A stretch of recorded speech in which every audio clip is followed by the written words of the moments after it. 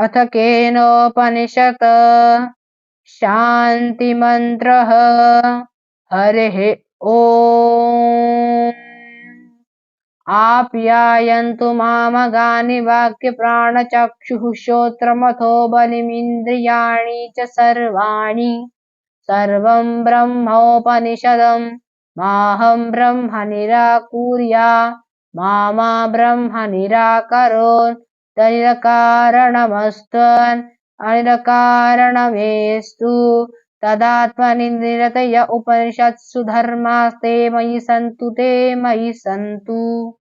अर्थात मेरे सभी अंग पुष्ट हों तथा मेरे वाक प्राण चक्षु श्रोत बल तथा संपूर्ण इंद्रियां पुष्ट हों। यह सब उपनिषद वेद्य ब्रह्मा है। मैं ब्रह्मा का निराकरण न करूं तथा ब्रह्मा मेरा निराकरण न करे, अर्थात मैं ब्रह्मा से विमुख न हो और ब्रह्मा मेरा परित्याग न करे। इस प्रकार हमारा परस्पर अनिराकरण हो। उपनिषदों में जो धर्म है वे आत्मज्ञान में लगे हुए मुझ में स्थापित हो। ओम शांति शांति शांति ही। मेरे त्रिविध अधिभौतिक आदिदेविक तथा आध्यात्मिक तापों की शांति हो। अथ प्रथम खंडः ओम केनेषितं पतति प्रेषितं मनः केन प्राणः प्रथमः प्रैतियुक्तः केनेषितं वाचमिमां वदन्ति चक्षुः श्रोत्रं क उदेवो युनक्ति। अर्थात शिष्य आचार्य से प्रश्न करता है कि हे आचार्य, यह मन किसकी प्रेरणा से अभिष्ट वस्तुओं की ओर आकर्षित होता है? मुख्य प्राण किस से युक्त होकर चलता रहता है? मनुष्य वाणी को किसकी प्रेरणा से बोलते हैं? और वह कौन सा देवता है जो आंख और कानों को अपने कार्य में लगाता है? अर्थात शिष्य के पूछने का तात्पर्य है कि इंद्रियों को अपने कार्यों में प्रवृत्त करने वाला कौन सा देव है? श्रोत्रस्य श्रोत्रं मनसो मनो यद्वाचो हवाचं स उप्राणस्य प्राणः चक्षुरुचरतिमुच्य धीराः प्रेत्यास्मलोकादमृता भवन्ति। अर्थात आचार्य ने उत्तर दिया, हे शिष्य, सारी इंद्रियों को प्रेरणा देने वाला परमात्मा है।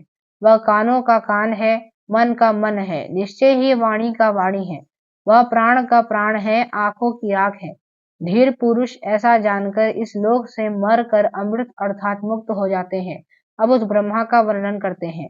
न तत्र चक्षु गच्छति न वाग् गच्छति नो मनः न विद्यो न विजानीमो यथेदनुषि स्यात् देव तद्विता दतो अविदिता दधि इति शुश्रुमपूर्वेषां येन द्विचक्षिरे।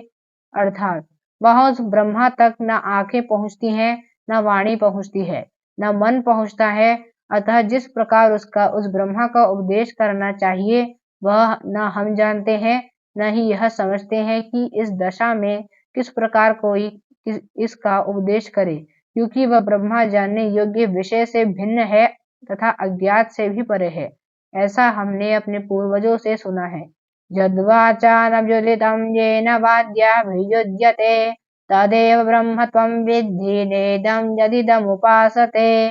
अर्थात जो ब्रह्मवाणी द्वारा प्रकाशित नहीं हो सकता, अपितु जिसकी शक्ति से वाणी बोलती है, उसी को तुम्हें ब्रह्मा समझना चाहिए। तर्क द्वारा जैसा सिद्ध किया जाता है अथवा जिसकी उपासना की जाती है वह ब्रह्मा नहीं है, क्योंकि तर्क की शक्ति तो चक्षु और बुद्धि तक ही सीमित है। जो वस्तु बुद्धि की समझ से भी परे है वहां तर्क क्या करेगा। वाणी प्रत्येक दृश्य और परिच्छिन्न वस्तु का वर्णन कर सकती है, परंतु ब्रह्मा न परिच्छिन्न है न साकार है, फिर वाणी किसका निर्देश करे।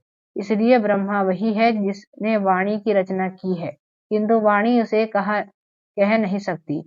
क्या मन से उसका मनन नहीं किया जा सकता? उत्तर नहीं। यन्मनसा न मनुते येन हुर्मनोमतं तदेव ब्रह्म त्वं विद्धि नेदं यदिदमुपासते। अर्थात जो ब्रह्मा मन से मनन नहीं करता और न जिसको मन से जाना जा सकता है, किंतु जिसकी शक्ति से मन मनन संकल्प विकल्प करता है, तुम उसी को ब्रह्मा समझो। जो समझते हैं कि मन की कल्पना से हमने उस ब्रह्मा पूर्ण ज्ञान प्राप्त कर लिया, सो वह ब्रह्मा नहीं है, क्योंकि परिमित मन अपरिमित और अनंत गुणों वाले ब्रह्मा का ज्ञान कैसे प्राप्त कर सकता है। यचक्षुषा न पश्यति येन चक्षुषि पश्यति तदेव ब्रह्म त्वं विद्धि नेदं यदिदमुपासते। इस ब्रह्मा को आंखों से नहीं देखा जा सकता, किंतु जिसकी सहायता से नेत्र देखते हैं, उसी को तुम ब्रह्मा जानो। जिस साकार की उपासना की जाती है वह ब्रह्मा नहीं है।